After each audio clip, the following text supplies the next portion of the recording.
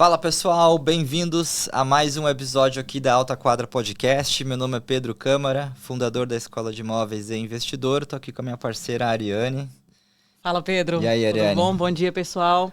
Mais um episódio aqui que a gente começa hoje falando nessa jornada de empresa que a gente vai trazer.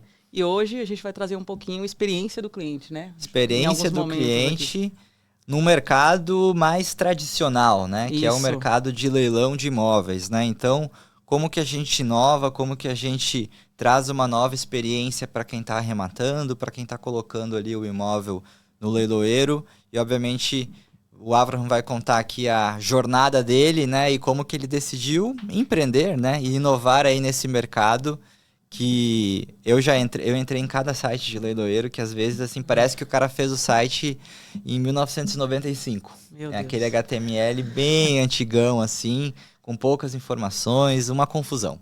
Mas bora lá, você pode se apresentar. Obrigado pelo convite, primeiro. Eu sou Avraham Dish, eu fundei a Byte faz 1 ano e pouquinho. Comecei no mundo dos leilões por acaso, na verdade. Um amigo meu me chamou para trabalhar com ele, eu nem sabia que ele era leiloeiro. E eu acabei me jogando nisso. Ele estava no 4º ano de empresa, a gente foi muito bem nesse ano. No final do ano, tentei entrar em uma sociedade, não deu muito certo. Acabei indo para outra empresa maior, fui ser diretor comercial lá. Passou um tempo e eu vi que não era o que eu estava procurando, não era a cultura que eu esperava lá do lugar. E eu acabei indo e eu saí. E nesse momento eu fiquei pensando o que eu vou fazer. E um amigo meu meio que me forçou a abrir a empresa. Nesse momento também foi muito difícil escolher o nome. Porque eu estava em um momento assim, o que eu vou fazer? Escolhi um nome que era muito brega. Daí contratei o pessoal do marketing e eles falaram, não, a gente vai escolher o nome. Qual que era o primeiro nome? Eu já ia falar isso aqui. O primeiro nome era Life Leilões. Life Leilões. Tá. Tem Eu acredito que no leilão a gente traz vida de novo para os imóveis. Então isso é um pouco da ideia atrás do nome, mas era um nome que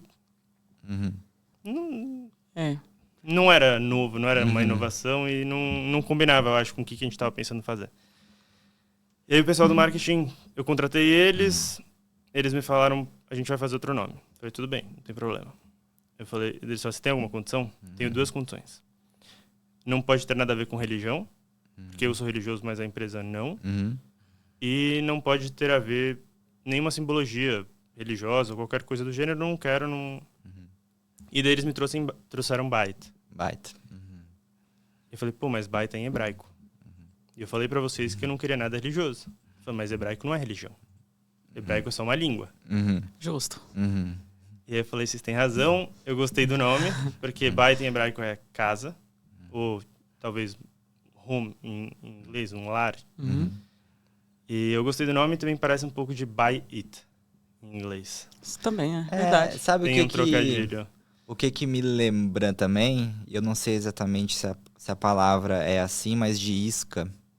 Bait. Também um pouquinho. Lembra um pouco, né? Lembra. Na verdade, eu até achei que era mais assim, tipo, de você...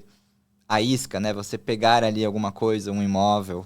Mas no fim pode ter vários significados, né? Isso. Cada um leva pro seu caminho. E aí eu falei, pô, gostei do nome, bora. Daí eles criaram toda a identidade e tal, e graças a Deus foi muito bem. E aí, saindo do assunto do nome aqui da empresa, não essa empresa, né? Não a Byte, é Byte a pronúncia. O primeiro imóvel, na verdade, que a gente arrematou aqui em São Paulo, foi com ele. Foi o da saúde? Foi o da saúde. Na Olha! verdade, não nessa empresa nova dele, né? Foi anterior a ele fundar a empresa, mas na primeira que ele trabalhava, a gente já tinha se conectado, já conversava. E aí um dia no carro eu tava dirigindo e ele mandou um print assim, olha quem se cadastrou no meu site. E aí tava lá a Renata Câmara. Olha! Aí foi pega no flagra lá, antes de eu chegar em casa eu já sabia que ela tava cadastrada no leilão. Foi bem legal isso. E foi um leilão que no final das contas eu não dei muita bola, olha só, né? Eu que trabalho com imóveis, falei, não, Renata, acho que é um imóvel muito antigo, vai dar trabalho. E a gente acabou viajando, era em dezembro, né? Então foi um leilão também numa época meio ruim, assim. Foi bem ali pelo dia 15, 20 de dezembro. Um pouquinho antes, acho que até do recesso forense. E acabou que o leilão não teve lance, tá? E aí a gente mandou uma proposta condicionada, né? Quando você manda uma proposta com um valor diferente, uma condição diferente. Abaixo. No leilão judicial, quando ele termina sem proposta, então o caso dele estava 60% da avaliação, 40% de desconto. E talvez a avaliação estava um pouco acima. Isso.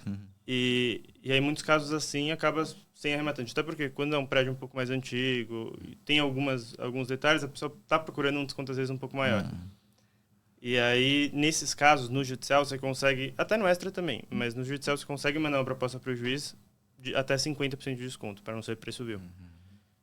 E isso que a gente fez lá no caso, foi 50% de desconto parcelado. Parcelado, 25% de entrada em 30 vezes, né? E Como aí... foi? Eu lembro que ele falou, foi uma coisa absurda, eu já esqueci. Qual foi a entrada? Foi 260 mil, a gente deu 25% de entrada, né? Obviamente, pagou a comissão. E o saldo ele nem pagou, porque ele vendeu antes. A gente vendeu agora, faz alguns meses, mas a gente pagou a comissão e ainda conseguiu o cashback aí da comissão, porque tinha sobrado o valor, né? A dívida, no caso de condomínio, ela era menor do que o valor de arrematação. Então, o ex-proprietário, ele recebe, né, parte do dinheiro e a gente acabou conseguindo também pegar a parte do valor ali da sua comissão ou da sua ex-comissão da outra empresa. Mas foi muito bom porque ele ajudou bastante, assim. E aí, eu acho que isso já é um ponto, assim, entrando no assunto, né? A experiência do cliente, e aí eu como cliente, né, da ex-empresa dele, foi uma experiência muito boa no sentido de que, cara, ele queria muito vender, fazer o negócio acontecer. E muitas isso é importante pra gente, E muitas vezes o leiloeiro, não... Eu não vou fazer proposta condicionada, tipo, ou o cara, tipo, não responde, ou demora pra responder, e o Aaron ficou em cima, não, vamos mandar. Ele até no dia lá, tem que mandar logo, senão pode outra pessoa mandar, não sei o quê. Então, tipo, ele ficou em cima, né, obviamente ele tentando vender, porque obviamente a remuneração do leiloeiro é no sucesso, né, se não tiver arrematação, você não ganha, mas ajudou pra fazer o negócio acontecer, né? Então, acho que isso antes de ser a sua empresa, né? Quando era uma empresa já que você trabalhava para outra pessoa, né? Então, acho que já começa aí a experiência do cliente, né? De fato, ali um leiloeiro que ele... Cara, eu vou dar um... Tem pessoas interessadas aqui. Não foi, obviamente, no lance inicial, mas ainda o negócio não morreu ainda. Existe uma forma ainda tem uma forma de fazer isso. Conseguir. Então, por que não fazer? E você trouxe uma visão de leiloeiro diferente do que eu conheço, inclusive. Porque leiloeiro, pra mim, ele, na verdade, é o cara chato que não faz nada. E você é a pessoa que tá ali na linha de frente. Mais comercial, né? Falando, trazendo. Assim, eu demorei muito pra tirar a carteirinha de leiloeiro. E um dos motivos é isso. É esse? Porque me incomodava um pouco. E aí eu tirei, porque precisava tirar, e tô tentando mudar a ideia das pessoas sobre o leiloeiro. É igual eu com a ideia de pessoas sobre corretor de imóveis. É difícil, tá? É isso que a gente tem que fazer. É um caminho difícil. Mas tem verdade nisso. Sim. Então, por isso que tem espaço pra gente. Porque tem muito leiloeiro que só joga imóvel no site. Sim. E aí... zero atenção, zero tudo, né? Na verdade. Eu fiz leilão já uma vez. Eu já falei aqui no podcast. Eu ouvi essa história aqui. Então, os primeiros imóveis que você vendeu foi o primeiro. O primeiro. Então foi uma péssima experiência. Foi horrível a experiência. Só que aconteceu, leiloou. Arrematei o leilão para uma cliente minha, mas eu não sei quem é o leiloeiro até hoje. Não sei, não faço ideia. Eram e-mails trocados, entendeu? Então eu não faço ideia eu não sabia nem que o leiloeiro ganhava comissão. Depois, quando eu ganhei, que ele veio me falar que ele ganhava um pedaço da minha ainda, entendeu? Sim. Então, para mim, leiloeiro não era alguém que estivesse na linha de frente vendendo ou dando esse tipo de consultoria. Suporte, né? Assim, suporte óbvio que você vai crescendo e vai ficando mais difícil. Então, hoje, por exemplo, você vai chamar lá na Byte, não vai ser eu que vou te atender. Vai ser alguém, né? Vai ser alguém. Mas, de repente, no meio do caminho tem algum empecilho, eu entro para poder ajudar. Porque, no final das contas, eu preciso atender o interesse de dois clientes. Do cliente vendedor, que é quem que me traz produto para vender todo mês. Sim. E do comprador. Porque se eu não atender bem o comprador, o vendedor não vai mais me mandar imóvel. Então, é a junção dessas duas coisas que vai fazer o sucesso da empresa. Então, a gente tem que cuidar muito tanto do vendedor e tanto do comprador. Então, são duas experiências de clientes aqui. Sim. Então, isso é uma coisa que normalmente você não... Talvez você não... A gente vê muito, por exemplo, corretor. Tem muito corretor focado no vendedor, tem muito corretor focado no comprador, lá fora mais, né? Sim, lá fora é bem dividido. Mas no leilão, a gente tem que cuidar das duas pontas, direto. Então, dá trabalho. Dá, né? O seu cliente está nos dois lados. E outra coisa que a gente tem também, pelo menos, eu vou falar da visão leiga, tá? Com relação a leilão, eu ainda sou leiga. A visão leiga que a gente tem com relação a leilão é que o comprador tá sempre fazendo sozinho. Então, o comprador ele tem que ter um advogado do lado. Ali, por exemplo, Pedro tem a esposa. O Vitor, ele mesmo é. Então, a gente tem sempre essa visão de que é muito difícil, o lado do comprador, e o lado do vendedor sempre que ele está perdendo muito. Sempre que é uma pessoa triste, na verdade, que está colocando ali. Na verdade, não é. Né? Na verdade, são duas pessoas querendo fazer um negócio e você no meio tá ajudando nessa precificação também. A gente tenta ajudar. Eu até, assim, um sonho que eu tenho, se Deus quiser, alguma hora isso vai acontecer, é que eu consiga ter contato com o devedor para ajudar ele a vender melhor o imóvel. Porque, por exemplo, a gente pega leilão judicial. Às vezes tem imóveis que podem estar bonitos, etc. Se o devedor, ele vai perder o imóvel. Às vezes ele vai conseguir algum recurso, não sei o que lá, vai atrasar um pouco, mas às vezes ele sabe que ele está perdendo. Então, por que não perder em um valor melhor? Então, por que não liberar a visitação, por exemplo? Libera a visitação para os clientes. Sim. Você entende onde que poderia fazer com que essa pessoa gostasse do imóvel para poder valorizar um pouco mais eles. Combina, em 60 dias do leilão eu vou sair. Já combina de antemão. Vai gerar mais demanda, mais interesse em dar o lance. Gera mais confiança, né? É melhor para todo mundo. Então isso... mas aí você tem que achar um devedor ali que perdeu o imóvel muito assim pra frente. Eu já tive 2 casos assim que me marcaram. Um caso era uma mulher que estava se separando, ela me perguntou qual é a data que eu preciso sair. Ela me ligou antes. Ela me mandou foto para colocar no leilão. E teve uma outra que era uma briga de herança. E uma das filhas me ligou agradecer que eu vendi o imóvel. Então, às vezes a gente vê... Enfim, não é todo caso, né? Mas existe essa... Tem casos que tem gente que entende, enfim, que vai melhorar, vai ser melhor para ele. E vou te falar, às vezes a pessoa que tá com uma dívida, ele tá com uma dívida de condomínio, por exemplo. Por quê? Porque ele chegou em um momento que ele não conseguia mais pagar esse condomínio. Então, às vezes, é melhor... Teve um caso recente no meu prédio. De uma pessoa em uma situação parecida. O condomínio estava caro para ele. E era uma pessoa que morava sozinha em um apartamento um pouco maior. Às vezes, se ela vai para um apartamento de, sei lá, 50, 60, 70 metros e o condomínio vai ser 1/3, às vezes, do preço, não vai ser melhor para a vida dela. Com certeza. E vai sobrar dinheiro ainda do leilão. Então, não necessariamente o leilão é ruim para o devedor. Sim. Às vezes é um reinício, um recomeço também. Então... Uma saída talvez até um pouco mais rápida, né? Sim. Na verdade, pode ser isso também. Então, a gente vê muito imóvel de inventário, por exemplo, que fica muitos anos para ser vendido. E às vezes, se tivesse em leilão, tem um prazo, tem um tempo. Não dá para ficar brigando. O juiz determinou o leilão. Então, em 90 dias que seja, vai sair uma solução disso aqui. Pode ser que vai ter um valor um pouco abaixo ou alguma coisa do gênero? Pode. Mas, pelo menos, não vai ser uma briga de 10 anos e sem solução. Então, eu não vejo ele como uma ferramenta muito boa, assim, para solucionar. E nessa questão de... Vou entrar um pouquinho na questão da experiência do cliente, tá? Eu, como cliente de leilão, qual que é o grande diferencial da sua empresa, da Byte hoje, né? Qual que é o grande diferencial dessa empresa que ela fornece para o comprador, para o leiloeiro ali, para a pessoa que está leiloando? Tá, vamos falar um pouco disso. Falar um pouquinho disso. Eu vou puxar um pouco da outra pergunta que você tinha feito sobre o Pedro com a esposa, etc. Vamos lá. O leiloeiro não pode ser advogado do cliente. Até porque pode gerar conflito de interesses. E eu tive uma história ontem, inclusive um leilão ontem, que a cliente mandou um e-mail para a gente perguntando basicamente, qual é o meu risco disso aqui? Pode ser que o leilão vai cancelar? Era um leilão extrajudicial. Tem uma ação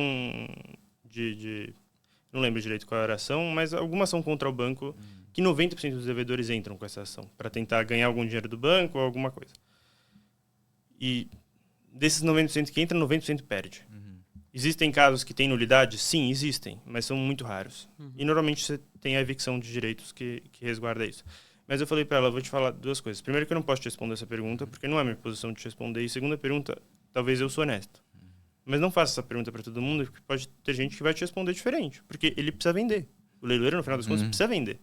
Verdade que tem fé pública, etc. Mas a gente não pode confiar em todo mundo. Então eu falei para ela, dica pro futuro teu. Não pergunta esse tipo de pergunta pro leiloeiro. Vai atrás de um advogado. Eu posso te indicar um advogado, por exemplo. Isso eu posso fazer. Mas assim, não pergunta para advogado do leiloeiro. Porque o advogado do leiloeiro pode ter outros interesses. Sim. Então, isso é um ponto.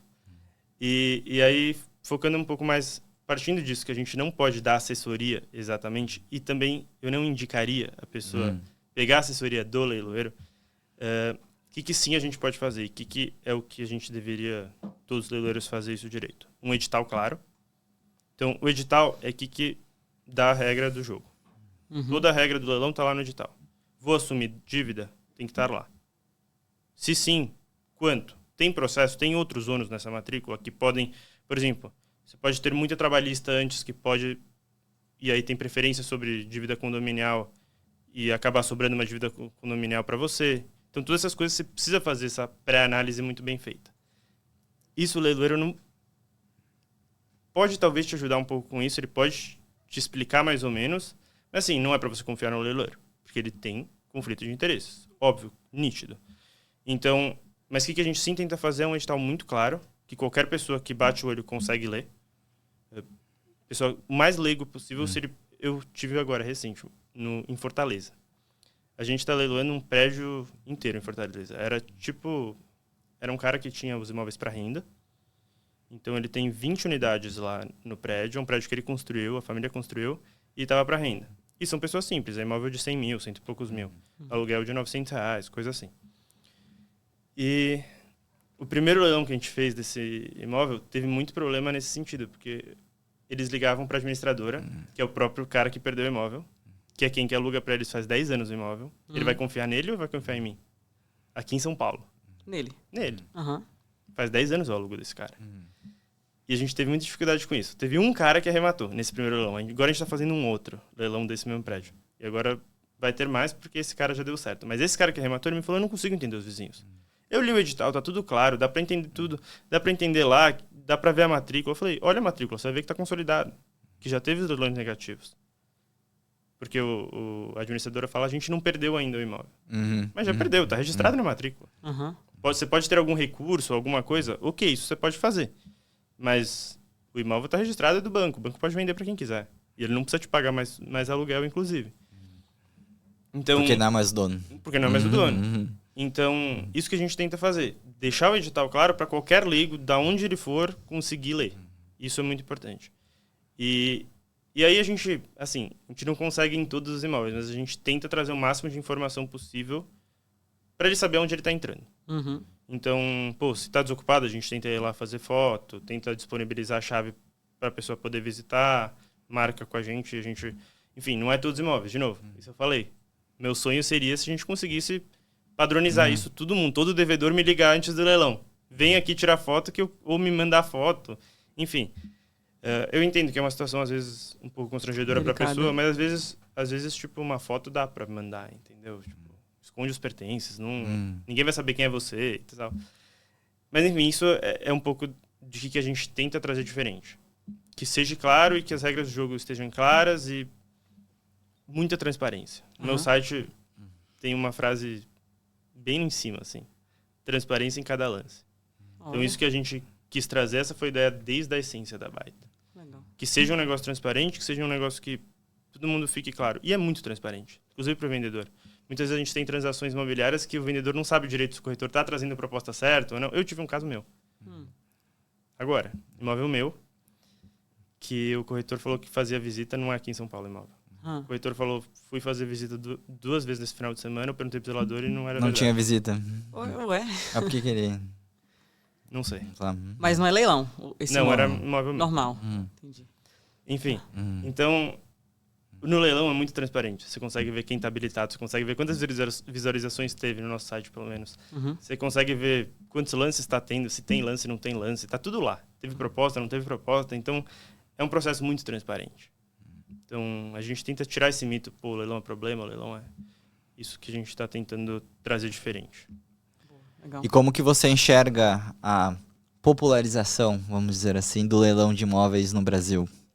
À medida que empresas como a sua, né, e obviamente com a internet, né, cada vez mais tá na boca do povo, não sei se seria a palavra, mas assim, tipo, você ouve pessoas que talvez seria imaginável aquela pessoa tá falando de leilão de imóvel 20 anos atrás e hoje a pessoa tá falando de leilão de imóvel. Principalmente nas grandes cidades, a gente vê esse movimento muito claro.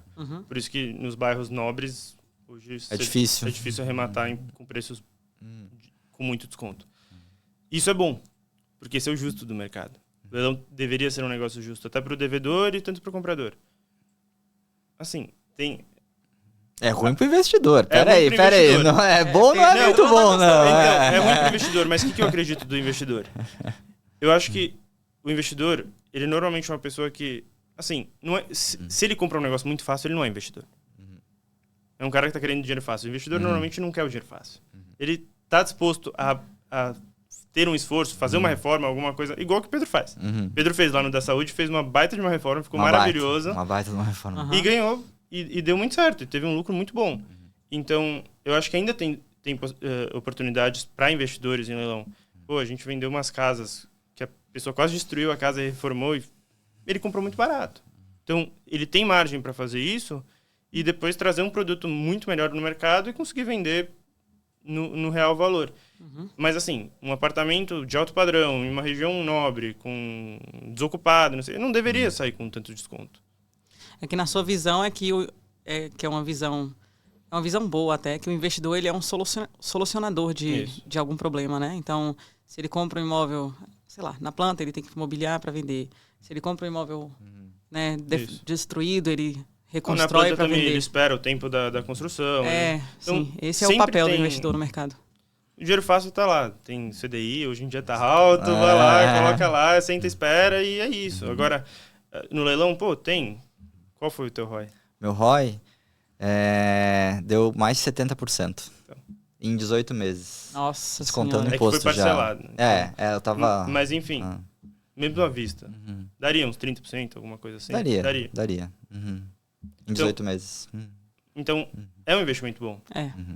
Às vezes até mais. Eu acho que a média dá de uns 25% a 40%, 50% de margem. Entre 6 e 18 meses. Depende se você vai conseguir. Então, é um investimento bom, enfim. Mas eu acho que os apartamentos que podem ser vendidos para cliente final, talvez deveriam. Porque até acreditando na parte social da coisa, que o devedor não tem que ser tão prejudicado, né? Também. Então... no fim, os melhores imóveis e mais novos e bem localizados, eles acabam saindo mais próximo do que é o valor de mercado, porque possivelmente a pessoa vai comprar para morar também, né? Então, a lógica que a gente está falando do ROI é a pessoa de comprar para revender, ele precisa ter uma margem maior para pagar corretagem, imposto, ITBI, comissão de leiloeiro, uma reforma. Então, se você tem uma margem muito apertada, não fecha a conta. Você vai tomar um prejuízo até, né? Agora, se a pessoa compra para morar, a história é diferente, né? Se um cliente chega para você, Ariane, olhando um imóvel para comprar, que está para vender, possivelmente, talvez se tivesse 15%, 20% abaixo, o cara já compraria na hora, entendeu? Para ele, já é o desconto suficiente para ele tomar a decisão, né? Isso. Acho que tem essa diferença. Né? Interessante. Vou fazer uma pergunta. Dentro da sua empresa, você também oferece solução para resolver imóveis que estão com problema? Ou não? Não muito. Por exemplo, um imóvel que está com problema judicial, sim, você pode mandar para um leilão judicial. Você pode fazer uma venda por alienação particular judicial. A gente pode ajudar com isso? Pode. Mas, por exemplo, eu tenho um montão de penhora nesse imóvel e eu quero resolver. Não necessariamente é resolvível. A gente tem parceiro, sim. A gente conhece gente do mercado que sim trabalha com isso. Mas nem sempre tem a solução. Eu recebi faz um tempo um imóvel que ele não era bom, então não tinha apelo para o investidor e estava cheio de problema. Mas aí ele não vai nem a leilão, no caso, né? Ou vai? aquele caso provavelmente iria a leilão porque tinha uma alienação fiduciária também. Tá. Fora todas as outras penhoras que tinha. Tinha, tipo, 20 penhoras. Aí alguma pessoa arremata isso aí? Depende. Se arrematar? Se a pessoa quiser Depende tomar do um problema. risco. Aham. Que a pergunta é no caso da pessoa que arrematou, não da pessoa que está colocando o imóvel. Não, então. Entendeu? Arrematei um imóvel aqui agora. Já Tá. entrou no seu site, você já, Tá, passou, tá. já passou pelo seu Não, crivo. então tá bom. É que assim, vamos lá. Até crivo do leiloeiro. Isso. Tem muito imóvel que a gente precisa colocar em leilão. Por exemplo, leilão judicial. A gente é nomeado, a gente tem que fazer. Entendi. Independente dos problemas que ele tem. Um leilão que não é para comprar. Leilão de direito fiduciário. Se tiver... Muitas vezes não tem a planilha e a gente não sabe o real valor da alienação fiduciária e às vezes o valor da alienação fiduciária é baixo e faz sentido comprar. Mas assim, tem muitos imóveis que... Minha Casa Minha Vida, por exemplo. A pessoa financiou, às vezes não pagou nenhum financiamento. E para a Caixa é muito caro pegar e consolidar todos esses imóveis. Imagina, a Caixa tem um montão de imóveis ali e uma consolidação custa. E custa cartório, custa ITBI, custa um montão de coisa. Sim. Custa as dívidas de condomínio anteriores, às vezes. Enfim, tem várias coisas que... E se a Caixa começar a sair e consolidar todos os imóveis que ela deveria estar consolidando, talvez não daria certo. Então, o que acontece? O cara está com dívida de condomínio. Só que ele nunca pagou o financiamento, nunca pagou o condomínio, nunca pagou nada. Então, só de dívida de financiamento, às vezes tem mais do que o valor do imóvel. E isso o arrematante herda. Porque ele está comprando os direitos do fiduciante. E não o imóvel, não a propriedade. Ele está comprando os direitos. Qual é o direito do fiduciante? Nenhum, Pagar o isso, financiamento e aí e morar lá no imóvel, etc. Isso que você comprou. Então você vai ter que pagar o financiamento ainda. Então, isso, por exemplo, é uma coisa que tem que passar na análise pré-leilão do arrematante, não do leiloeiro. O leiloeiro não pode pegar e falar para o juiz, eu não vou leiloar esse imóvel. Porque, enfim, se alguém quiser comprar, sei lá. Então, assim... Mas sim, o leilão muitas vezes soluciona o problema. Por exemplo, ele tem um imóvel com uma penhora com dívida condominial e uma penhora de uma trabalhista. O imóvel vale 1 milhão e tem 200 mil de condomínio e 100 mil de trabalhista. E mais 50 mil de PTU. 350 mil de dívida. Vai para leilão, o arrematante compra isso limpo. Normalmente, tem que ler o edital. Mas, normalmente, hoje em dia, de novo, sempre é importante ler o edital, entender ele certinho, mandar para um advogado se tiver dúvida, às vezes perguntar para o leiloeiro, ele pode ajudar, mas manda para um advogado, fala com o advogado, tem um advogado para assessorar toda essa parte. Dá para indicar a esposa do Pedro também. Tá indicada aí. Mas assim, passado o leilão, por exemplo, tem hipoteca cai. Se o leiloeiro intimou, etc., o leiloeiro tem que fazer esse trabalho pré. Mas sim, a hipoteca cai. Então, de certa forma, o leilão sim soluciona problemas. Eu tenho um caso muito legal que eu vendi recentemente na Santa Cecília. Era um apartamento com 40 averbações na matrícula. 40 ou 60. Nossa, muita coisa. Uma coisa assim. Mas só isso é um custo Isso também elevado. Tem um custo elevado. Talvez dá para fugir. Mas a priori tem um custo elevado. Assim, se ele não conseguisse fugir de nada, ia uns 200 mil só de baixar... pra baixar isso. Porque teve um que a gente não arrematou, eu e a Renata, lá numa vaga de garagem, no mesmo condomínio que eu tenho lá, porque a Renata foi ver, tinha mais de 40, falou, cara, só pra baixar isso, fora o trampo, que é, né, acionar todos esses juízes, porque ela falou que poderia tentar que o juiz numa canetada, mas pode ser que o juiz faça essa canetada ou pode ser que não. Isso, aí você exatamente. vai ter que um a um acionar, entrar em todos os muito na sorte, né? processos. E aí isso Não. Dá certo, não é sorte. Não, você funciona. baixa, só que custa. Só que é muito trabalho e custa. E custa. A sorte que eu digo, no caso, é dele fazer um de uma vez isso sim, cada isso vez. sim. Vai depender Isso da sim. cabeça de cada Depender juiz. da pessoa ali. Do juiz. Depende exato. do juiz, você não tem... Não tem como saber. Não tem como saber. Então é isso, tipo... Mas o leilão é um solucionador de problemas, de certa forma. Sim. Não, eu tô com um imóvel com problema, então traz pro leilão para solucionar. Não necessariamente nesse formato. Mas depois do leilão, limpa o imóvel, a priori. Então, Legal. sim. E aí volta aquele nome do Life Leilões um pouco. Sim, porque ele volta à vida, né? Que você fala. Mas Volta aí a vida do nesse imóvel. caso, tinha as 40 lá. Então, nesse 40 caso, tinha baixas. 40 averbações para baixar. É um processo muito lento, que o juiz... É um processo muito antigo. Tem uma dívida era uma dívida de condomínio de 1 milhão. O apartamento valia uns 2 e pouquinho. 280 metros em Higienópolis, em Santa Cecília. grande, condomínio caro. Tinha 1 milhão de dívidas de condomínio, mais não sei, uma boa grana de IPTU, mais um montão de trabalhistas. Então, o condomínio, nesse caso, nem receberia nada do valor. O condomínio, para poder vender, depois de muitos leilões não vendidos, a gente conseguiu, junto com o condomínio, uma negociação para eles abrirem mão da dívida condominial. Mas, assim, é um imóvel que o condomínio lá é 4, 5 mil reais por mês. Então, e tem 12 ou 13 moradores, uma coisa assim. Então, assim, talvez um pouco mais, mas é isso. Ou seja, todo mês tem 5 mil reais que não tá pingando. E todo mundo tá pagando. Todo mundo tá pagando por isso.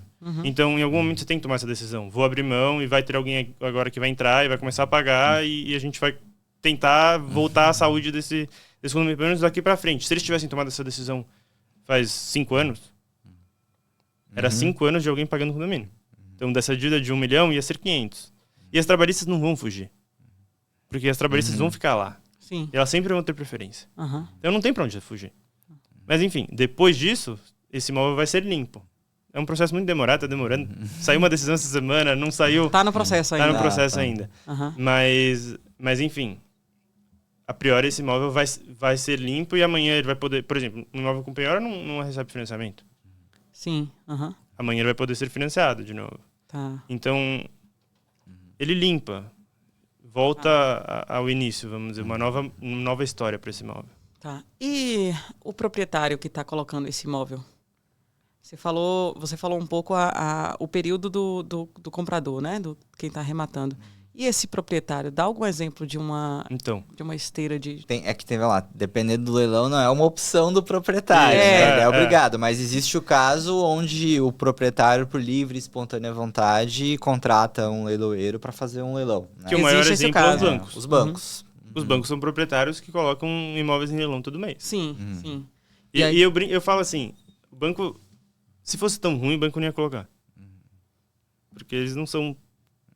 Eles sabem mais ou menos o que eles estão fazendo. Sim. Então, enfim, já mostra que é uma solução, de certa forma, boa. Para quem quer liquidez, afinal das contas, o banco não tem interesse de ficar com vários imóveis ali em carteira. Então, para responder a tua pergunta, eu vou tentar trazer um pouco dos tipos de leilão que existe. Existe o leilão judicial, que aí quem, na verdade, está colocando o imóvel em leilão é o juiz, é o tribunal. Então, quem está vendendo é o tribunal. Tem um proprietário desse imóvel? Sim, esse proprietário existe, mas, na verdade, de certa forma, quem é o proprietário no momento é os credores, né? De certa forma. Então, isso é o judicial. Então, não é a opção do devedor, mas a gente tenta ajudar ele, de certa forma, também, porque ele pode se reestruturar depois. Às vezes pode sobrar saldo. No teu caso, por exemplo, sobrou saldo. Eu tive um caso muito legal. De um imóvel, era um prédio tudo conjunto de dentista. Todo prédio é dentistas. Na 9 de julho. E me ligou, depois de muito tempo desse leilão, a gente vendeu na primeira praça, a avaliação estava errada. Então, na primeira praça, estava bem abaixo um pouco abaixo da avaliação, só que todos os vizinhos queriam comprar. Então, a gente vendeu na primeira praça, tipo, pelo quase dobro do que estava no começo do leilão. Então, o dobro da avaliação judicial, tipo. E aí, passou... Enfim, isso era lá no começo também, na empresa que você arrematou. Faz uns 3, 4 meses, me liga um advogado que eu conhecia, que ele tinha um fundo de leilão também. Ele me fala, cara, só tô te ligando para agradecer. Meu cliente nem mora no Brasil, mora fora, porque ele saiu. Nem tinha sido intimado o direito do leilão e tal, mas você vendeu muito bem. Só tô pedindo lá no processo só para levantar o dinheiro, só liguei para te agradecer e dá tudo certo. Então, às vezes a gente ajuda também. Então, só voltando, a gente tava falando...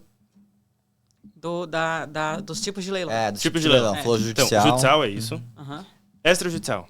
E aí vai ter muita coisa envolvida. Pode ter extrajudicial de alienação fiduciária, que é da lei. Então, todo leilão que tem alienação fiduciária, financiamento. Quando o cara para de pagar, o banco consolida e depois, normalmente, consolida e faz o leilão de AF, que é obrigatório por lei. Primeira praça, valor de avaliação. Segunda praça, valor da dívida. Vamos dizer, pode ter imóveis que a dívida às vezes vai ser maior do que a avaliação, ou muito próximo. O que vai acontecer normalmente? O leilão vai ser negativo. Uma vez o leilão negativo, vai para o estoque do banco. E aí vira os leilões de BNDU, bens não de uso. Tá. Então, e aí você vê, leilão da Caixa, leilão do Santander, leilão do Itaú, leilão e de outras financeiras menores também, que a gente faz muito, inclusive, desse tipo de estoque. E aí, leilão de estoque pode ter algumas modalidades também. Pode ter leilão condicional, pode ter, enfim, algumas possibilidades.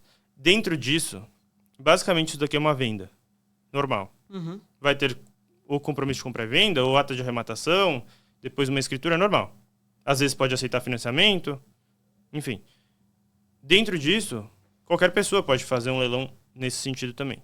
Então, a gente falou, né, herdeiros, por exemplo. Uhum. Às vezes querem o dinheiro rápido, etc. Leilão é uma modalidade que pode solucionar isso para eles. Porque é rápido, em 45, 50, 60 dias a gente termina o leilão. E o pós-leilão é muito rápido também. Porque é um cliente que está acostumado, ele já arrematou, ele sabe, já paga a entrada, já... Então, é um processo muito rápido e muito transparente, muito... E aí, dentro desse leilão, qualquer pessoa pode colocar o imóvel dele no leilão. Uhum. E então, isso é um pouco dos tipos de leilão e os proprietários. Então, aqui pode ter um proprietário que escolha colocar o leilão. Igual os bancos, que são os proprietários colocando em leilão. Que é, no caso, um proprietário que está buscando liquidez mais rápida. Isso. E aceita um deságio ali. Ele já entra aceitando esse deságio. Tem que ter algum deságio, porque tem que ter alguma... Porque assim, senão você vai ter que esperar aquele cliente certo, que é a dificuldade dos corretores às vezes, né? Achar aquele cliente para aquele específico imóvel naquele momento. Tem que ser muito assertivo e às vezes você vai esperar 2, 3 anos para isso acontecer. Sim. Pode acontecer. Uhum. No leilão, não. Talvez você vai vender com desconto, talvez. Mas você vai ter o dinheiro agora. Legal. Então isso é... Qual o tempo que leva para um imóvel de leilão que não está sendo pago condomínio e financiamento, ou condomínio ou financiamento, para ir a leilão? Pode demorar muito. O que dita muito. Se... Vamos lá, então, eu parei de pagar meu imóvel hoje. Com banco ou com condomínio? Tem duas perguntas. Quando vai começar o processo contra você ou quando vai terminar esse processo? Quando vai começar, por exemplo, muitos condomínios, 3 parcelas que a pessoa não pagou já entra com o processo. Ou tem outros que vão tentar um acordo. Enfim, cada um vai ter a sua... Não é assim, aí um processo judicial no Brasil, quanto tempo demora? É que na verdade quem decide isso é o condomínio. Se ele vai entrar em processo. Pra entrar. Quem vai entrar no processo. Tá. Agora, o banco, normalmente também. Muitas vezes 3 parcelas de financiamento, às vezes já começa um processo de consolidação. Mas demora. A consolidação é um pouco mais rápido porque é extrajudicial. Aí vai depender um pouco do cartório, mas às vezes depende das intimações um pouco, mas pode ser 6 meses, por exemplo. Agora, o judicial, aí já vai depender do judiciário. E aí pode ser anos. O que no caso que a gente arrematou, era um processo de anos. Era? Uhum. Porque aí a pessoa faz um acordo. Aí ela paga um mês, aí deixa de pagar. Aí talvez tenha que entrar com outro. Aí, putz, aí o negócio se enrola. Aí o cara some, daí não consegue intimar ele. Exato. A gente tá com um caso, um apartamento maravilhoso, só que o cara sumiu. Ele é coreano, sumiu. Então precisa intimar internacionalmente. Caramba. Então, uma carta rogatória. Pra isso acontecer, demora. Aí o imóvel fica lá parado. E fica lá parado. Os vizinhos irritados que não tá pagando condomínio. Mas enfim, faz parte. Faz parte. Tá. Vamos encaminhando aqui pro final. Vamos para as finais. A gente falou bastante aí de esteira de cliente, né? Então, você acha que dentro dessa... Acho que assim, na minha concepção, né? A sua empresa de leilão hoje, ela tá atuando de uma forma mais consultiva, né? Isso traz pra gente, por exemplo... eu também gosto muito de trabalhar de uma forma consultiva. O Pedro também, ele dá consultorias. Então, acho que isso muda bastante o nosso mercado imobiliário. Dentro desse mercado e dentro desse tema, o que você dá hoje de... Vamos as 3 dicas mesmo? A gente sempre gosta de trazer 3 dicas, né? Você como empresário e você como empresário vendo esse lado aí do atendimento mais consultivo. Quais são as 3 dicas que você diz hoje para um empresário que está começando ou no meio ou mudando o rumo da empresa dele, cultura? Você até mesmo falou, né, que já saiu de empresa por cultura. Eu não entendi a cultura até aquele momento. Não entendia 100%. Eu muito ouvia falar sobre cultura de empresa e até aquele momento eu não entendia 100% a importância disso. E depois daquele momento foi uma virada de chave nesse sentido. É muito importante, né? Eu também. E é uma coisa que todo ambiente muda, dependendo da cultura da empresa. Sim. Da cultura do founder, do CEO, o que seja. Uhum.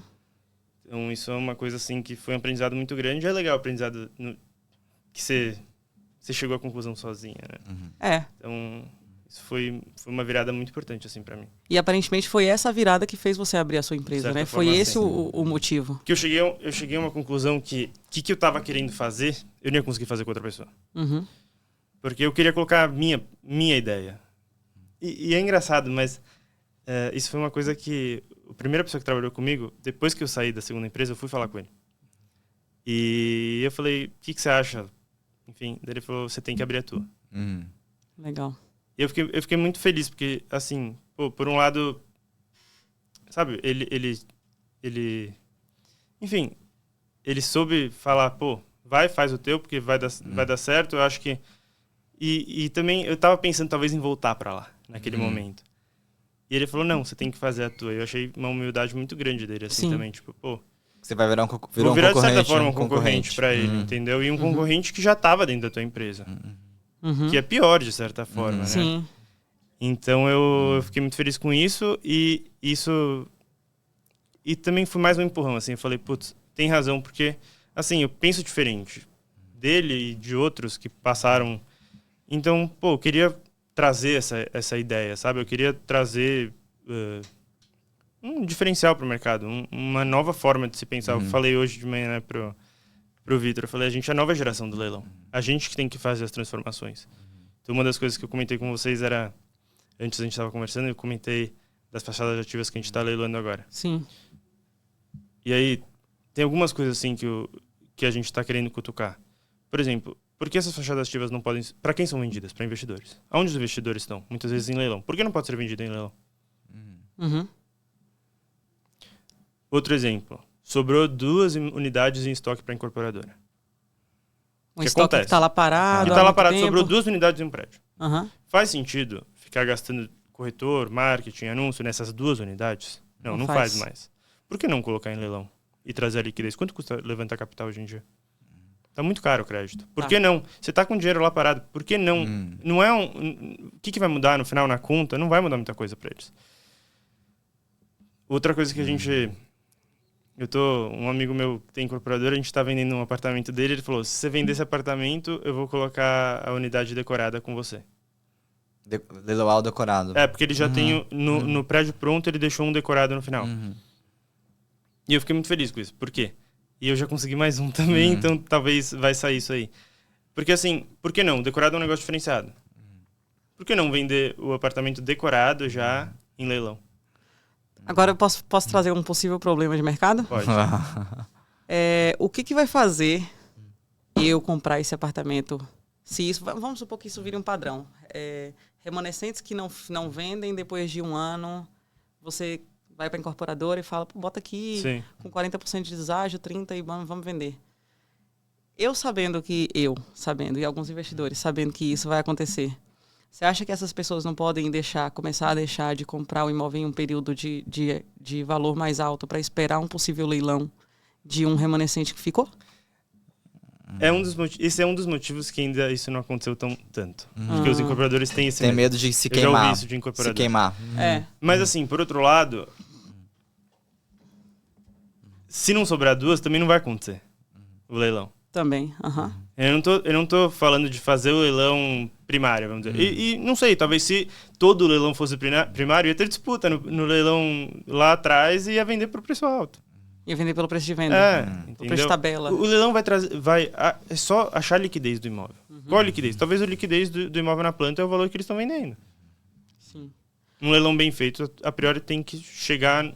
Próximo da liquidez. Talvez a liquidez, no caso, seja a sua divulgação do imóvel por um preço, sei lá, vamos falar 20% mais abaixo, só que chegando no valor de venda normal. Pode ser, por exemplo. É só uma estratégia de divulgação de venda diferente, talvez. Sim.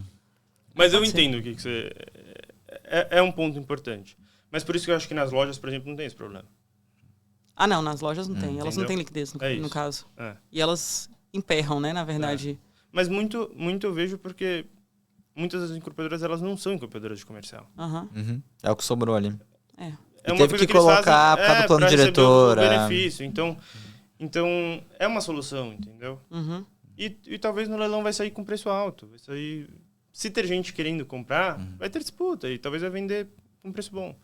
E terreno, galpão, você faz leilão de estudo também ou não? Faz. É? Assim, eu brinco que não dá pra escolher o que você vai fazer em leilão. Porque, pô, o juiz vai te nomear, às vezes você não vai escolher.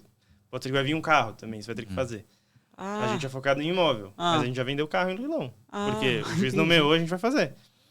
Então, enfim, mas sim, terreno a gente, inclusive agora, a gente tá com vários lotes de terreno que eu achava, o fundo que me deu, eu achava que não ia vender. E eu bati o olho e falei, pô, tá com desconto bom, acho que vai vender. E tava muito tempo parado lá. Quando eles me apresentaram, eu falei, nossa, o negócio é horroroso. Mas os terrenos não são tão bons, são lotes urbanos, Itapevi, sei lá, São José dos Campos. E vai sair uma boa parte deles vai vender. São 21 lotes de terreno. Então, e aí também é uma solução também para os loteadores, muitas vezes. Que no final da incorporação sobra alguns lotezinhos e eles precisam vender de alguma forma. Sim. O marketing do lançamento vai ter sempre. Uhum. Sim. Não vai mudar isso, entendeu? Tipo, então, eu não acho que... Porque você pode me falar, pô, às vezes a gente tem imóvel que emperra que também baixa o preço depois. Sim. Por que o cara não também. comprou na planta, então? Por que o cara comprou na planta e não esperou? É. Às vezes tem 2 estoque pontos. que sai mais barato do que o dia do lançamento. Né? Tem. Né? Tem. Bastante. Então, por que o cara comprou no lançamento e comprou? Porque ele queria comprar. Aham. Então, eu entendo a pergunta e ela é pertinente, mas talvez a resposta com uma outra pergunta, entendeu? Sim, e acabou de me deixar numa dúvida enorme. Então tá, bora finalizar agora. Bora né? finalizar. Bora finalizar. Muito obrigado aí. Acho que sim, foi Deu bastante nó aqui na cabeça Deu. do pessoal de leilão, né? A gente vai ter que fazer um outro para desatar esses nós. Deixa suas redes sociais, É. informação da empresa pro pessoal aí Fala que tá pro pessoal querendo acompanhar. arrematar. Minhas redes sociais, eu só tô no LinkedIn, então Avraham Deixe no LinkedIn. E a empresa tá no LinkedIn, no Instagram, no Face. Portal Byte. Portal Byte. Portal Byte. BAYIT. Pronto, Boa. E o site portalbyte.com.br. perfeito. Eu vou te chamar, hein? Eu vou querer conversar com você também. Boa. Pra entender esse leilão No diferente. último almoço com ele, a gente Deu falou umas a ideias. gente teve uma ideia de um produto É? que você Tá tá bom. envolvido. Oh, meu Deus. Pedro já tem Finalizar aval aqui. pra me colocar em algumas coisas. Pessoal, lembrando que a gente sempre deixa um link aqui na descrição do podcast. Tem aqui a nossa página com as principais informações, né, de podcast, algumas oportunidades de imóveis. E deixem aqui nos comentários se ficou alguma dúvida, alguma outra sugestão de tópico que vocês queiram também para essa temporada. E no mais, nos vemos numa próximo episódio aqui da Alta Quadra Podcast. É isso aí, pessoal. Um Valeu. abraço. Tchau, tchau. Valeu, tchau, tchau.